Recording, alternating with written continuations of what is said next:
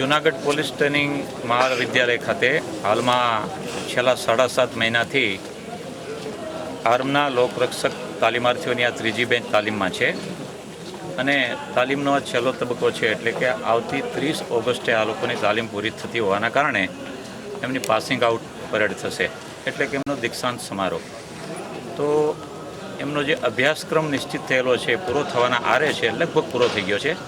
તો આ તબક્કે આ તાલીમાર્થીઓના વ્યક્તિત્વના વિકાસ માટે આ સંસ્થાના આચાર્યશ્રી તરફથી અમને એક સૂચના મળી કે જુદા જુદા ક્ષેત્રના નિષ્ણાંતોને આપણે બોલાવીએ અને વિદ્યાર્થીઓને તાલીમાર્થીઓને એનો લાભ મળે.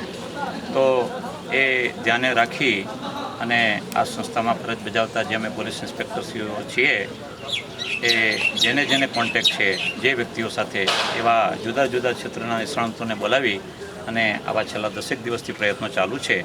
અને આજના દિવસની જે આ સેશન માનનીય શ્રી ધર્મેશભાઈ પીઠવા સાહેબની હતી, એ મારા મંતવ્યો મુજબ ખૂબ જ ઉત્તમ પ્રકારની આ સેશન રહી અને વિદ્યાર્થીઓ અને તાલીમાર્થીઓને જે જોઈતું છે, જે જરૂરી છે જીવનમાં કે ભાઈ યાદશક્તિને તીવ્ર બનાવવા માટે શું કરવું જોઈએ, તો એના માટેની જે વાતો કરી એ ખૂબ જ સુંદર હતી. અને માણસ જો આને જીવનમાં ઉતારે તો માણસ જ્યાં સુધી જીવે ત્યાં સુધી એને લાભદાયી બની રહે એવું મારું માનવું છે.